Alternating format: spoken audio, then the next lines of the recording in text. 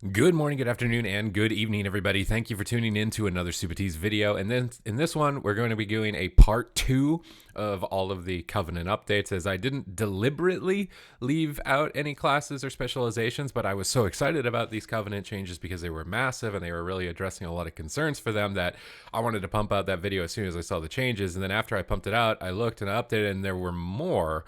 And I was like, oh, okay, I guess I'll just more whelps. I'll handle it, I guess. But in this video, we're going to be going over Death Knight Rogue and a little bit of a Shaman update as well. If you're interested in that, this is a continuation of part 1. I'll have a link to part 1 if you're interested in those other updates as well. But these ones were also very massive. And for Death Knight specifically, in this week, Death's Due has been updated and its buffs and debuffs are no longer applied each time it deals damage. This is so it interacts more with your rotation rather than it kind of automatically doing everything for you. Now your Heart Strike, Scourge Strike, and Obliterate apply Death's Due to the target, reducing the damage they deal to you and increasing your strength by the same amount. The duration of the buff and debuff has also been reduced, and the maximum of stacks has been reduced to 8. So, I mean, the main problem with this before it got nerfed was that it was really powerful, did a lot of damage, gave you strength, reduced damage on everything automatically for you. It would be great in single target, AoE, and it was super new player friendly, and it had utility because it brought damage reduction mitigation. It basically was the best of everything and super easy to use. So I don't find it a big wonder as to why it was so powerful. But in addition to these changes, Death's Due has a unique bonus for Frost that allows their Obliterate to hit for one additional target while they stay within Death's Due. And the main problem with the Death Knight Covenants, in my mind at the moment as I see it, is Kyrian is kind of just this bland, mostly single target dots. So if it's tuned to be competitive, then it needs to be the best single target option. And if you go into any boss encounters where single target is the only requirement and you're a Kyrian, you will overperform the other Death Knights who pick the other Covenants if you wanted to balance it out this way. Or what you do is you blur the line. You make the Kyrian one also AoE slightly. You could do that through conduits, which they have with some Covenant abilities. But then you're starting to blur the line of the spells. It's like, is the Kyrian one the single target choice? Or is it also an AoE? But now it's not that great, but it's not that much worse. And it just kind of ends up being bland. The other major problem with the Death Knight Covenants is that the Night Fae, this one, Death's Due, as well as the Venthyr, the Mist, directly compete. They're both kind of tank mitigation cooldowns, AoE. I would say that Venthyr is harder to use, but it synergizes more heavily with Frost and Blood than this Night Fae one. So it's gonna, if it's harder to use, then you would think that it needs to reward you more damage for picking it. But if then it rewards you more damage, then it's the better pick. And then it's like Night Fae just becomes the newbie pick. You pick it if you're kind of just like a casual Death Knight. It's good all around. But if you want to really perform, then you have to go Venthyr. Like, this is the way that I'm thinking. Like, they're gonna have to tune it because these spells just both directly compete. They basically have the same underlining benefits. It does single target, does AoE, has some utility, and provides some mitigation. One of them, though, is new player friendly or just super easy to use, and the other one is a little bit less new player friendly. So when you're going down that checklist of like, what do I want, you're probably going with the new player friendly one, even if it's been nerfed as this has. The other problem with Necrolord is that while it's great thematically, it's the most awesome Covenant spell in my mind, the Abomination Limb for Death Knight, it's so powerful on utility, right? So single target, AoE, utility, new player friendly. It's so strong on utility that if it does comparable damage to the other Covenant choices, then why wouldn't you pick it? Like, it's just amazing.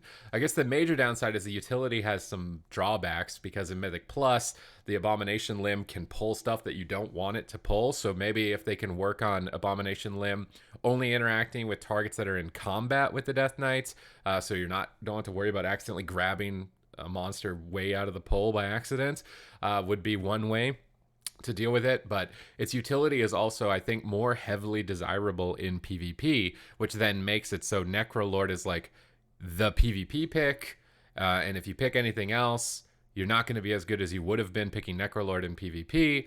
But then when you go into PvE, because it's such a heavy-based utility spell, it's going to underperform all the other options. So I'm wondering if they're okay with that. Like, what is their goal? If Necrolord is the PvP one, right? Let's say it's the 100% power point on PvP.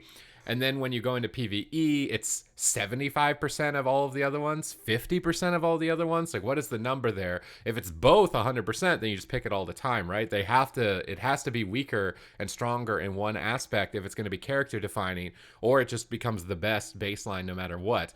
And this is kind of the difficulty or the problem with trying to juggle 4 Covenant spells amongst 3 to 4 specializations per class, and then make them all feel desirable in every situation without one just dominating all of them, and taking into consideration ease of use. It's very complicated to try and make it happen. I feel like they're pretty close with Death Knight if they are just going to accept that Kyrian is best single target. Night Fae is new player AoE utility friendly. Venthyr is a little bit more complicated utility, but maybe better performance if they tune it than Night Fae. And then Necrolord is the PvP one, which, you know, you can make it work in PvE, and hopefully they'll make it so you don't grab extra monsters, because then it might even be a button you don't even press in dungeons, or else you're kind of just screwing your group over. I think all the Covenant abilities are pretty interesting except Kyrian. Kyrian one's kind of boring.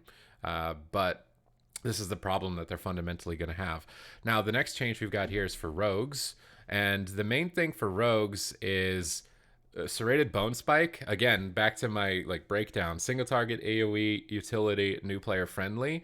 Bone Spike is really good single target. It's also really good AoE because it's a permanent dot. So you just you got dots on everybody, and just you're just throwing out money, you know, and you're just printing money and damage. And it's super noob friendly because you're just immediately dotting tons of targets. Don't have to worry about maintaining it. You know it's going to stick there. They added some counterplay to it in PvP, which is actually really fun to interact with when I was playing, where if you heal a target with Serrated Bone Spike to full health, it removes it, much like a Grievous Wounds effect from Mythic Plus. Really cool in PvP. But in PvE, most monsters aren't healing themselves to full. Maybe you get one mob, and usually if it healed to full, your group messed up. So you're not gonna have to worry about it falling off by the monsters healing themselves to full. And it's just really straightforward. In my mind, it's too easy to use and too good for how easy it is to use. And that's the main problem with Serrated Bone Spike comparatively to the other Covenant options, like this new one for Venthyr, Flagellation.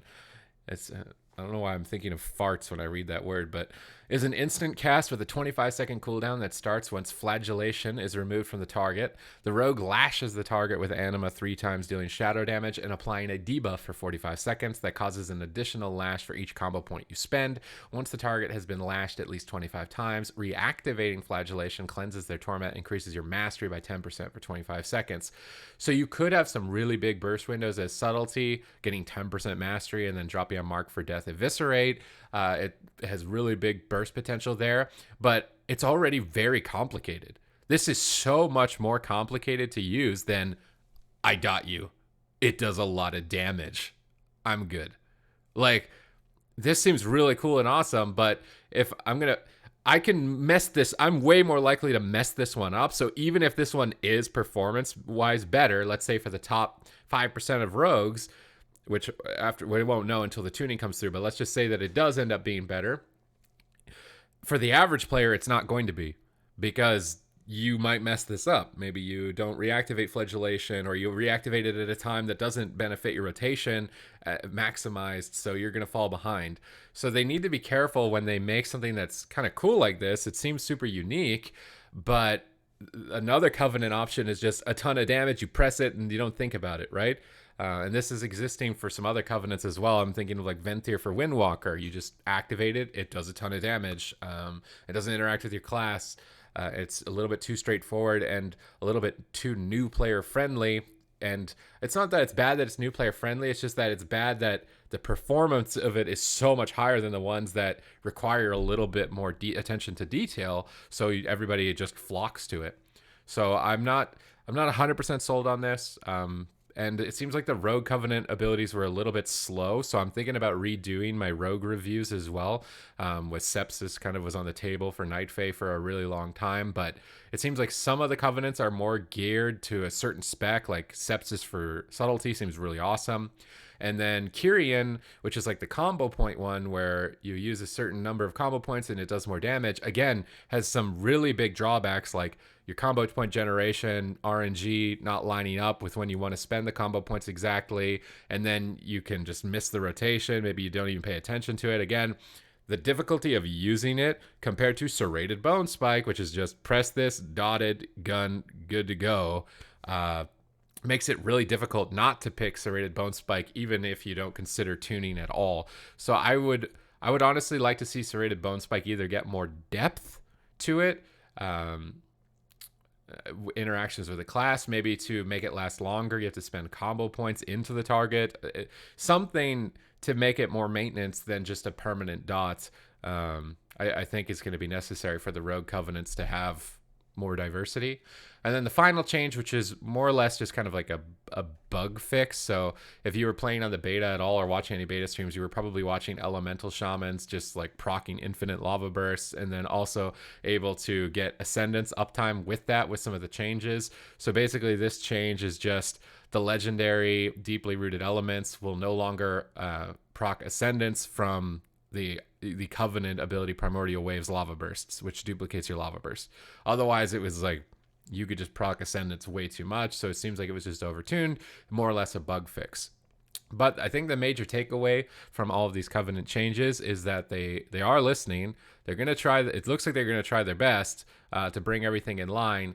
I just feel like at the end of the day, if you want these Covenants to be character defining, so they feel unique in situations, single target, AoE, utility, new player friendly, it's just impossible not to have one of them that suffers, or the one that's suffering, they just make it so good that then it's towering over all of the other ones. It seems like a really tall order.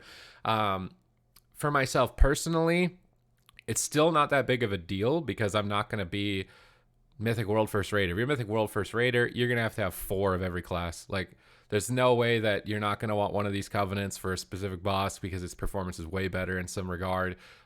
But if you're not a Mythic World First Raider, you're just a casual player, I think you'll get even a moderately competitive player. Like you do the 15 every week, you try and get maybe 2,000 rating in arena, you do some rated BGs, like I think it will be okay. Myself personally, because I'm more biased to PvP, and I don't think I need the throughput to accomplish my goals in PvE, I pick the Covenants that most benefit me in PvP because I feel like I need them to really compete. But if I'm not picking the best PvE one, that might be the difference of 10% damage. I didn't need that 10% damage to finish my Keystone. I'm not doing a 30. I didn't need that 10% damage to kill even a Mythic Raid boss, probably, unless I was trying to be number 1 in the world. So my focus for picking these Covenants is almost always PvP. But I can see if you wanted to be a number 1 raid parser, then yeah, you're going to be looking more so to ones that will benefit you in the raid, which you should also take into consideration changes every tier, because you might have one raid tier with a ton of single target mechanic bosses or a raid tier with a ton of AoE, and the Covenants are somewhat based around single target and AoE predominantly, so you picked the best Covenant for the first one, the castle, but then the next raid tier is all AoE. And so then you got to switch and you got to level it up. But then what if the next raid tier goes back to single target? Then you got to switch back. So this is why kind of restricting your ability to change it, in my mind, actually limits your creativity. I would be more likely to try a unique build if I wasn't restricted from changing to it. So I feel like I'm more likely to have character definition with freedom rather than restriction is the main thing. I just wanted to leave that as like a last little comment. I hope you enjoyed the video here. And if you, again, check out part 1, I'll have it linked up above. If you like the video, leave a like, leave a comment down below with your thoughts. I'd love to hear what your thoughts are with these Covenants and everything that's going on in Shadowlands. Please subscribe to the channel if you like this content. I'm uploading every single day, if not sometimes multiple every day, going through every single specialization in the game to make sure that we can all make the right decision when it comes to our gameplay. gameplay with a major focus on fun and engagement, because for all we know, the first day of the game, you picked a spec that was performing the best and it got nerfed to the ground. So in my mind, the best choice is to pick something that's going to keep you entertained and engaged for a long period of time, and that's kind of the main goal of the channel. I still take balance into consideration. It's just, yeah, my priorities are a little bit different than the meta, with how competitive things are right now in games. Regardless, thank you very much for watching, and I will see you in the next one.